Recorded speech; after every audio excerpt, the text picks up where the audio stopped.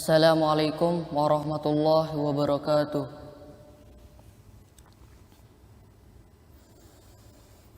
A'udzu billahi minasy syaithanir rajim.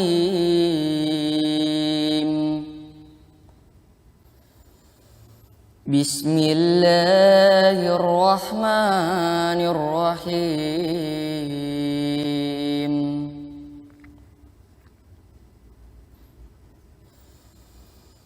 Innal ladzina qalu rabbuna Allahu tsumma istaqamu tatanazzalu 'alaihimul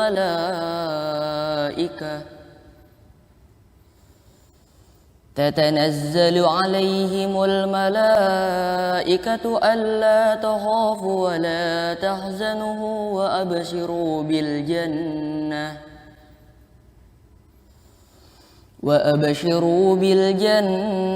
allati kuntum tu'adun.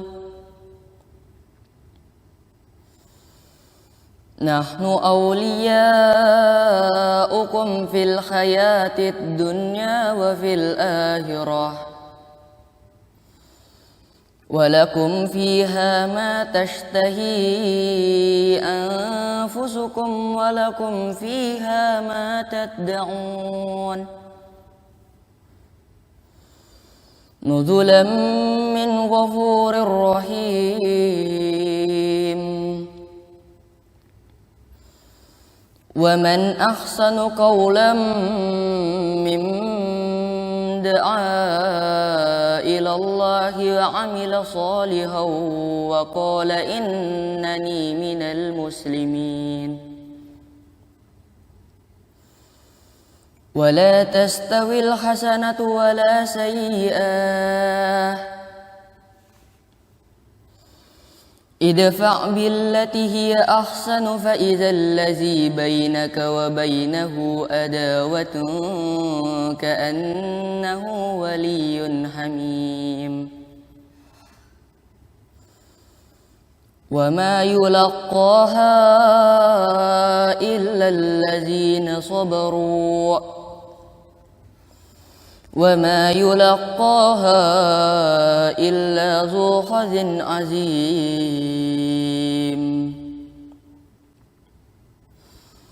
Wa imma yanzaghannaka minasy syaitani nazghun fasta'iz billah innahu huwas sami'ul alim. Shadaqallahul azim.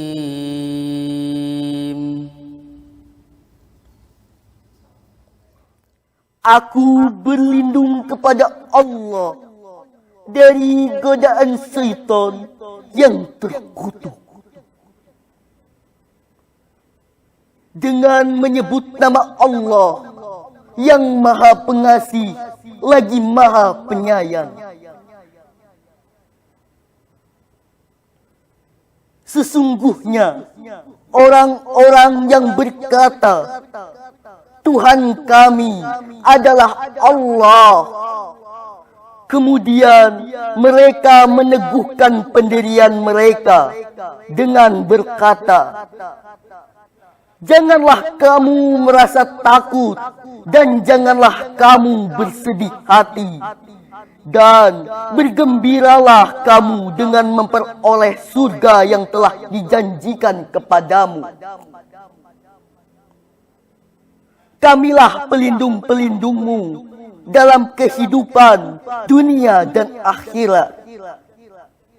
Di dalamnya surga kamu memperoleh apa yang kamu inginkan dan memperoleh apa yang kamu minta. Sebagai penghormatan bagimu dari Allah yang Maha Pengampun dan Maha Penyayang. Dan siapakah yang lebih baik perkataannya daripada orang yang menyeru kepada Allah dan mengerjakan kebajikan dan berkata, sungguh aku termasuk orang-orang muslim yang berserah diri. Dan tidaklah semua kebaikan dengan kejahatan. Tolaklah kejahatan itu dengan cara yang lebih baik. Sehingga orang yang ada rasa perusuhan antara kamu dan dia kan seperti teman yang setia. Dan sifat-sifat yang baik itu tidak akan dianugerahkan kecuali kepada orang-orang yang sabar. Dan tidak akan dianugerahkan kecuali kepada orang-orang yang mempunyai keberuntungan yang besar. Dan jika setan mengganggumu dengan suatu godaan, maka mohonlah perlindungan kepada Allah. Sungguh, dialah yang maha mendengar, maha mengetahui. Maha benar Allah dengan segala firman-Nya. Assalamualaikum warahmatullahi wabarakatuh.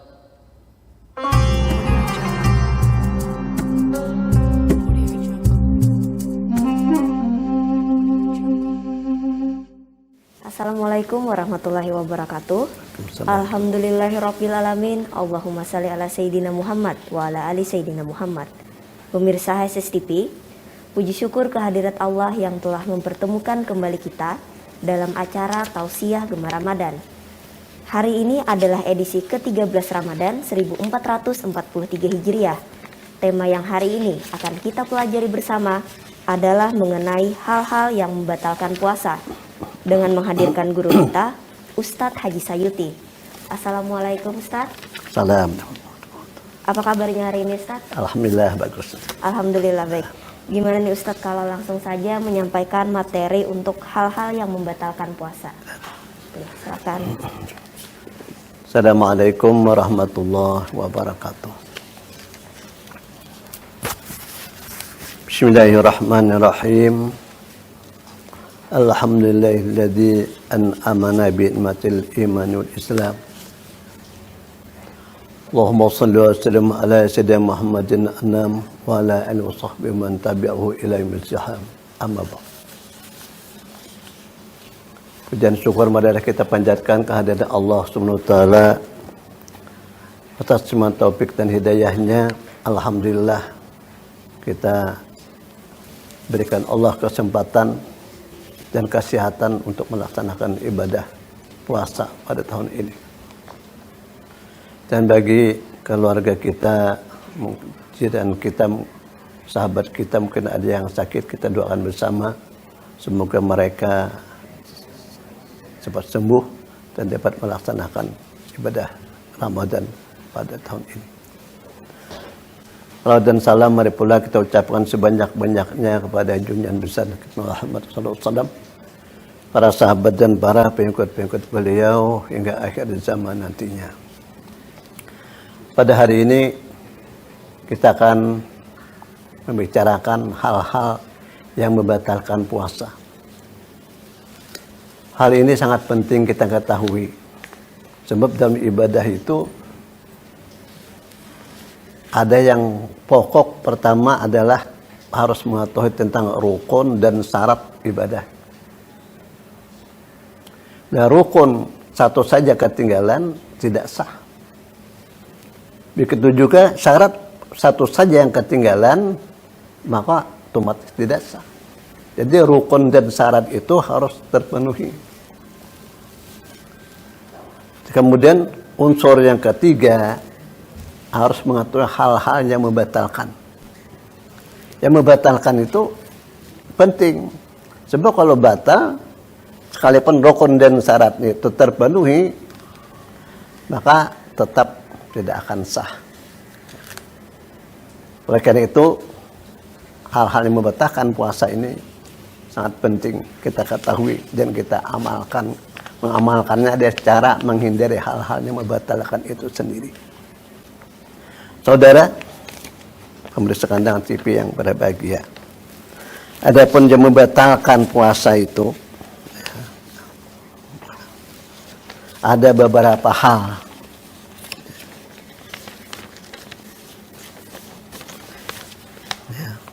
Yang pertama, sengaja memasukkan sesuatu ke dalam rongga badan.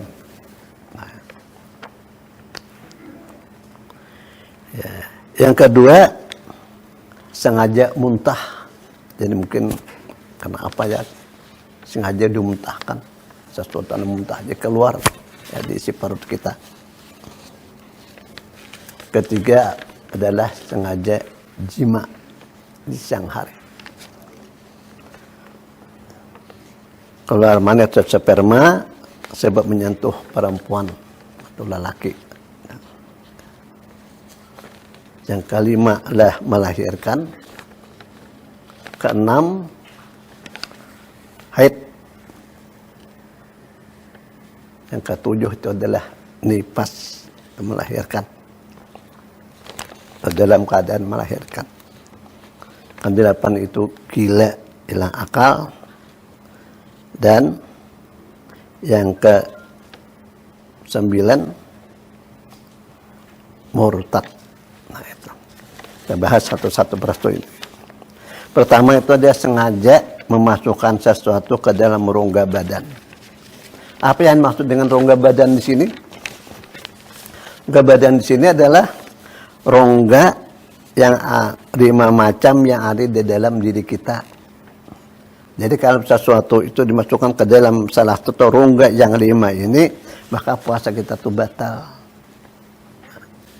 Kalaupun itu bukan makanan dan bukan minuman. Nah. Yang pertama, lubang mulut. Kalau makan minum ya jelas lah. Nah, jadi kalau kita memang berwudu itu sebelum berwudu disunatkan berkumur-kumur, nah, memasukkan air.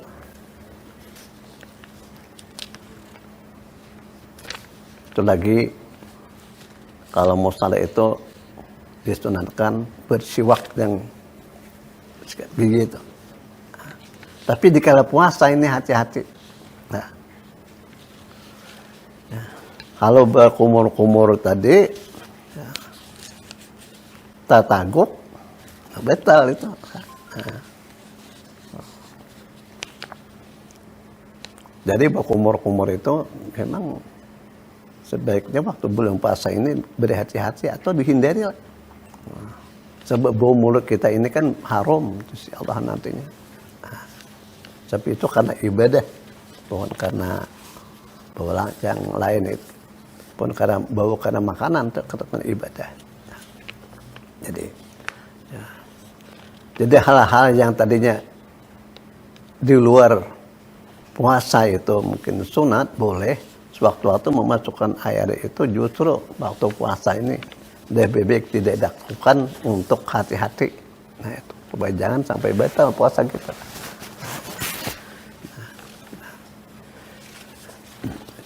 Yang kedua, memasukkan sesuatu ke dalam lubang hidung.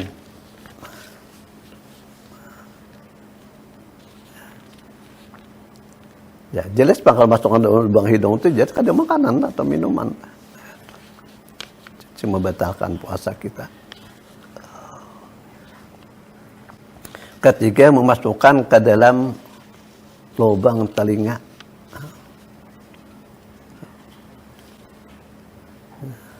Getal-getal telinga masih kan mengambil ke korek.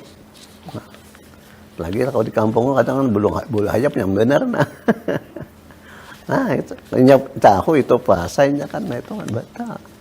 Sebab itu apa? Memasukkan sesuatu dengan sengaja ke dalam rongga badan kita. Nah, itu. Begitu juga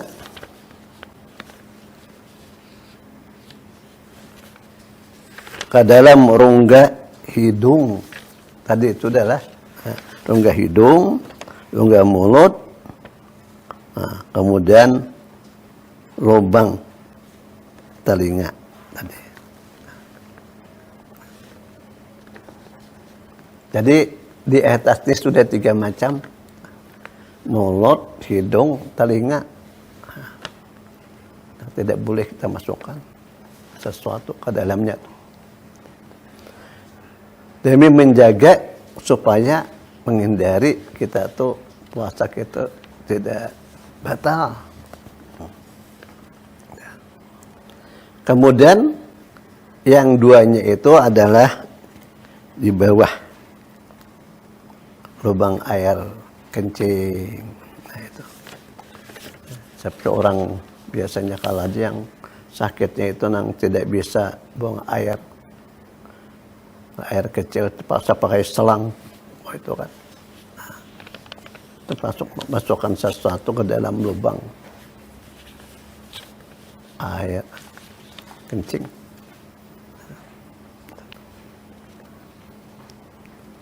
Kemudian lubang yang kelima adalah ya lubang dubur, lubang untuk BAB, buang air besar. Nah, biasanya kalau supaya lancar buang air besar, ada yang membuat yang dimasukkan itu supaya, nah itulah. Di dalam sisi hukum, kalau orang itu puasa ya batal. Nah, sekalipun itu ada makanan.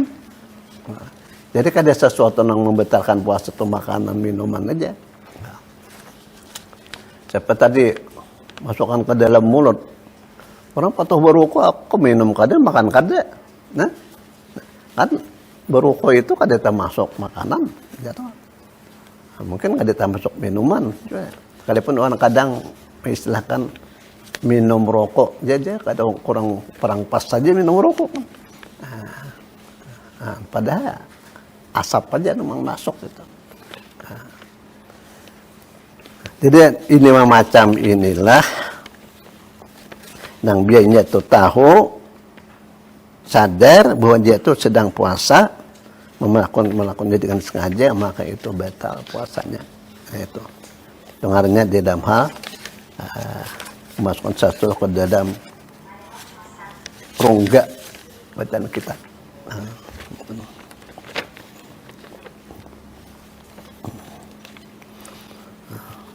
Ya sengaja muntah itu juga lah.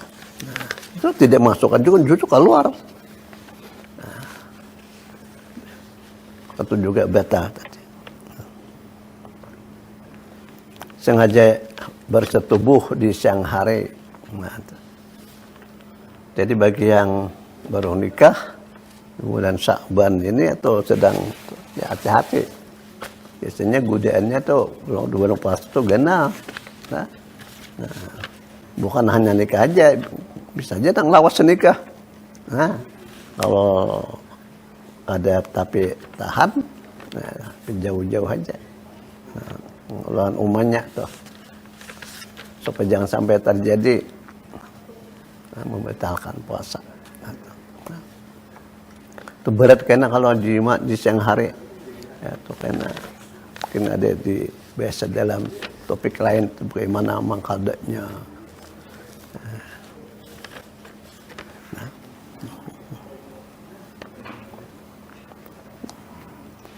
Keluar sperma, keluar mani.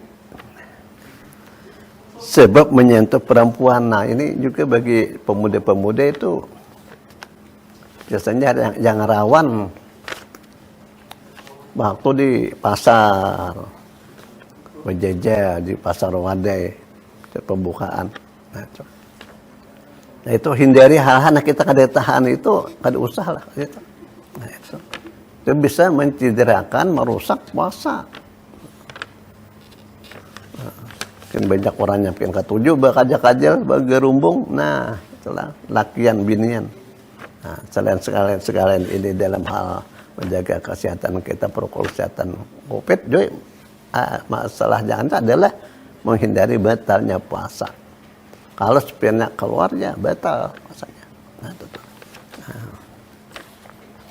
Dan halnya kalau orang itu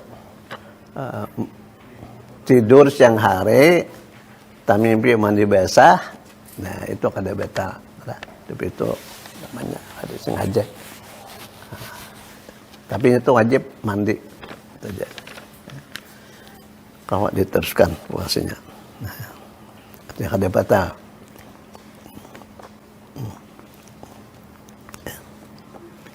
Ada tangan haid, menstruasi itu tadi. Ya ini yang biasanya nang itulah hati tinggal setengah jam lagi buka pinjam tuh nyalmin apa boleh betul. Nah itu ada boleh teruskan puasanya itu harus adalah nih makan minum.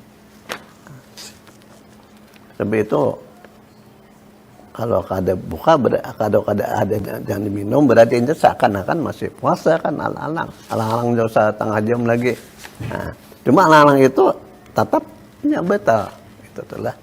Nah, dan itu terus harus dikalda kayaknya. Dibikin perempuan itu, haid itu harus dihitung berapa hari. Ya, tidak puasa bulan Ramadan karena haid, karena maka dia itu wajib makadanya di luar. Dan itu boleh kayaknya sambil makada itu umpamanya sambil puasa sunat kayak puasa anak. Nah, lihat puasa dan puasa 6 hari di luar bulan Ramadan. Nah, itu tuh. Nah, ya kedatangan nifas ke-7 habis melahirkan keluar darah yang mengiringi kelahiran itu namanya itu nifas. Nah, bagi perempuan yang haid itu juga harus mengetahui apakah ini darah haid, apakah ini darah penyakit. Nah, jadi yang dihitung itu adalah ketika darah haid saja. Kalau bukan darah haid, yang ini istihadah itu darah penyakit. Nah, itu kan. Nah, itu ada tandanya biasanya. Nah, kalau darah itu kayak apa? Kalau yang bersangkutan tahu itu. Nah. Kemudian yang gila tadi. Jadi orang gila ini itu tanpa mengkada. Pokoknya aja sebulanan. Jelas penggilanya bertahun-tahun sudah. Maka selama sekian tahun itu berarti sekian bulan di Ramadan mengikuti, maka ini itu kada dibayarnya. Nah. Jadi demikian kita tuh bisa itu. Dan hanya dengan murtad. Nah, murtad ini batal puasa. Nah, batal puasa tapi kayaknya kalau dia kembali kepada Islam dia wajib mengqada. Nah, dan seluruh amal ibadahnya jangan lain itu dihapus. Nah, itulah. Nah, ini beberapa hal yang wajib kita ketahui untuk kita hindari bersama. Nah, ini sekilas hal-hal yang membatalkan puasa kita. Itu dulu yang sampaikan. Terima kasih. Ustaz, atas penjelasannya tadi. Di sini ada yang ingin saya tanyakan. Tadi kan sengaja memasukkan sesuatu ke rongga badan. Di situ apakah termasuk bila kita meneteskan obat ke rongga mata? Ya, ke rongga mata itu sebenarnya tidak membatalkan puasa kita. Sebab itu rongga mata ini masuk tertutup. Jadi seperti obat mata waktu kita itu tidak membatalkan puasa kita itulah. Jadi ulama seperti itu juga. Nah, jadi boleh aja waktu kita puasa. Nah, itu. Ada lagi nih Ustaz. Ya. Misalkan kita bervaksin, suntik atau infus saat puasa, itu apakah juga membatalkan puasa? Nah, kalau bervaksin, vaksin seperti COVID itu tidak membatalkan puasa karena apa? Karena itu adalah pertama tidak menolong rongga suntik ini. Nah, tidak menolong rongga yang terbuka tadi. Ada mungkin orang vaksin bersuntik di mulut lakunya lah. Nah, kedua itu isi itu tadi itu hanya untuk menambahkan virus-virus yang mungkin ada yang akan masuk ke tubuh orang itu untuk meningkatkan daya imun. Jadi hal itu adalah tidak membatalkan puasa. Nah, lain halnya kalau bersuntik biasa. Bersuntik biasa ini kalau itu adalah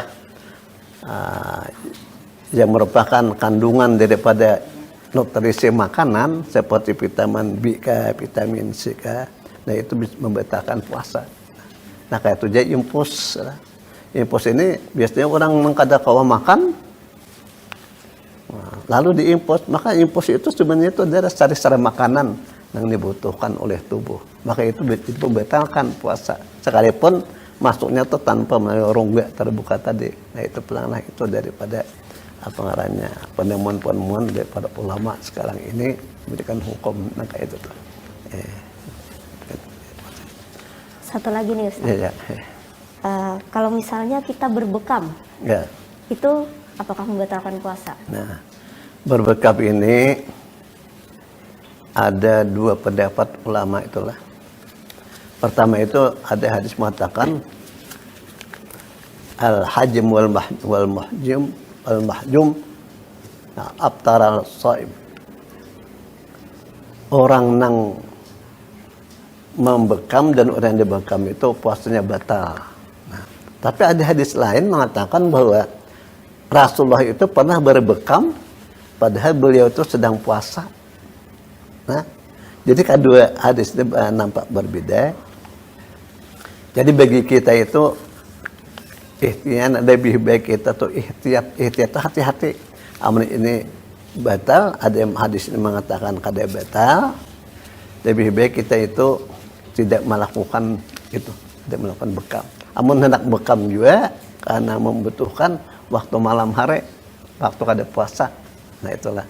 Jadi kita menghilap ya. Jadi kalau ada makanan orang batal bisa ada dalilnya. Dengan makanan kada batal bisa juga. Nah, itulah. Dan lebih kita lebih baik menghindari itu. Nabi itu namanya sunat. Khilaf mustahab. Menghindari nang perbedaan itu adalah sunat. Itu dan itulah mungkin. Baik Ustaz, makasih atas jawaban dari pertanyaan-pertanyaan saya tadi. Pemirsa HSS-TV, demikian tadi kita telah mendengar dan menyimak bersama tausiah yang telah disampaikan oleh Ustadz Haji Sayuti tentang hal-hal yang membatalkan puasa. Di sini dapat saya simpulkan bahwa ada beberapa hal yang membatalkan puasa, yaitu sengaja memasukkan sesuatu ke rongga badan, sengaja muntah, sengaja bersetubuh saat puasa, keluar sperma atau air mani karena menyentuh perempuan, haid atau menstruasi, nifas, gila atau tidak berakal, dan juga murtad. Baik Ustaz, sekali lagi terima kasih atas ilmunya pada hari ini. Baik pemirsa HSS TV, usai sudah perjumpaan kita kali ini. Semoga materi yang telah disampaikan tadi dapat bermanfaat bagi kita semua. Sampai bertemu lagi di edisi Gemar Ramadan selanjutnya. Saya Adelina bersama kru yang bertugas mengucapkan terima kasih atas perhatian Anda. Wassalamualaikum warahmatullahi wabarakatuh.